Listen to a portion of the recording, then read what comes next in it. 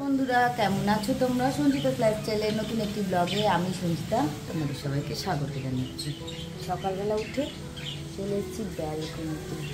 এখন 9:30 কি 10:30 বাজে। আর এই দেখো গাছগুলো, দেখো কি অবস্থা। আর তুমি গরুগুলো বসে আছে, দেখো দেখতে পাচ্ছ, এদেরকে আমি ডেলি খেতে দিই বলে ওরা বসে থাকে এখানে। এখানে একটা লাল আর এখানে একটা সাদা রুটি দিই সকালবেলা উঠে, সেই জন্য। আর এই যে অনেক সব সারা হয়ে গেছে, যেহেতু মাথায় শ্যাম্পু দেবো, তো সকালবেলা উঠে তাড়াতাড়ি করে চান করবো। ভাবলাম যে চান করে কি রান্না করে ঢুকবো, বাট এত গরম না, সাহস করতে পারলাম না। চান করে তো পুরো তাহলে ভিজে যাবো। তাহলে আর কাজ করে রান্নাটা করি, রান্নার চাপিয়ে দিচ্ছি। এরকম মাছ ভাজা হচ্ছে কড়াইয়ে, ভাত, আর এইখানে একটা চচ্চড়ি করবো। মানে ভিডিওটা তুলি, কী করবো না করবো দেখায়। আজকাল ভিডিও করতে একদম আমার ইচ্ছাই করছে না, কারণ কিছু নয়, কারণ হচ্ছে গরম। এই গরমে একদম ক্যামেরা ধরতে ইচ্ছা করছে না। এই যে রেডি কাজ করছে অন্ধকারে বসে ঘরের মধ্যে, তো কাজগুলো করে নিই, রান্নাটা করে নিই, দেখি কতটা তোমাদেরকে দেখাতে পারি। তারপরে আবার আমি এসে কথা বলছি। বেলা হয়ে যাচ্ছে, চান করতে হবে। চলো রান্না বান্না করার পরেই আর ক্যামেরা ধরতে পারিনি। বিকেলে একটা প্রোগ্রাম ছিল, এটা আমার ছোট মেয়ে, তোমরা তার দিনে চিনেই ফেলেছো। আর ওই যে দূরে দেখতে পাচ্ছ, আমাদের বাড়ির পাশের বাড়িতে থাকে এক ননদ, ওর মেয়ের আজকে প্রথম বার্থডে ছিল। অন্নপ্রাশনে ওরা খুব বড় করে ধুমধাম করতে পারেনি বলে বার্থডেটা খুব বড় করে করেছিল।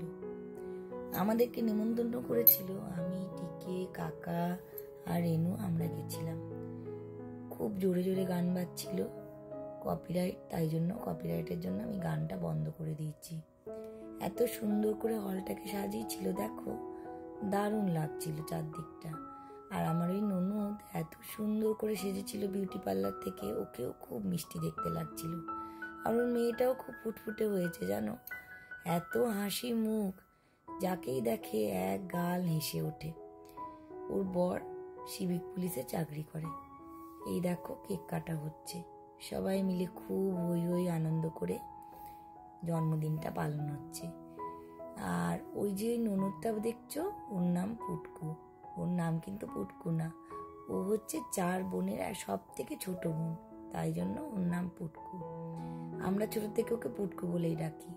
এখন বড় হয়ে গেছে, তাও আমি পুটকু বলে যখন ডাকি, এক গাল হেসে বলে, বৌদি তোমার কাছে আর আমি বড় হলাম না। সত্যি দিনগুলো কেমন ধীরে ধীরে পেরিয়ে যাচ্ছে।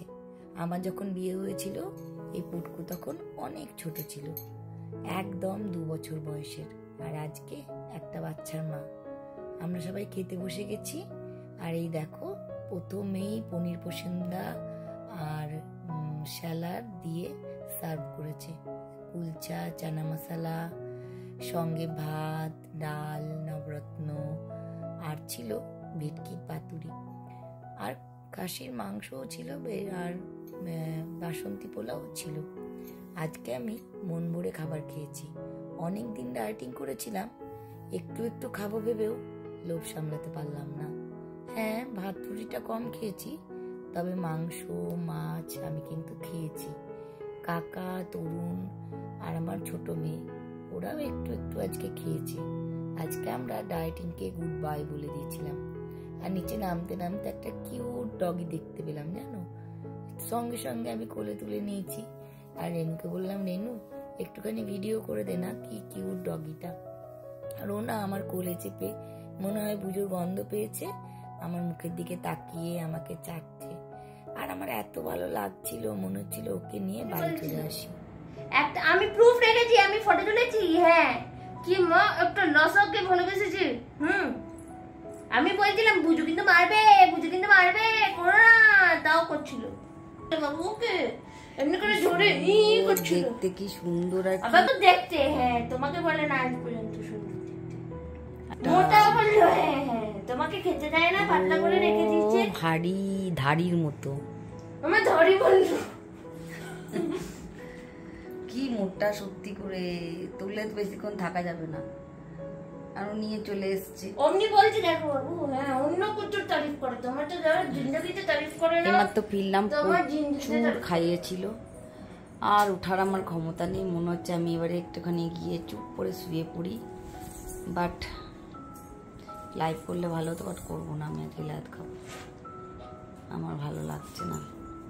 চ্যানেল যাক ভাঁড়বে, জীবন যদি বাঁচে চ্যানেল থাকবে, যদি না বাঁচি দেখা যাবে। তো আজকে নিয়ে এই ব্লগটা এখানে শেষ করি। দাঁড়া আমি কানেরগুলো ঠিক করে রাখবো রেনু, দেখো ছড়িয়েছে কি না তোমাদেরকে পরে জানাবো, ব্লগে দেখো তোমরা। চলো শেষ করলাম আমি।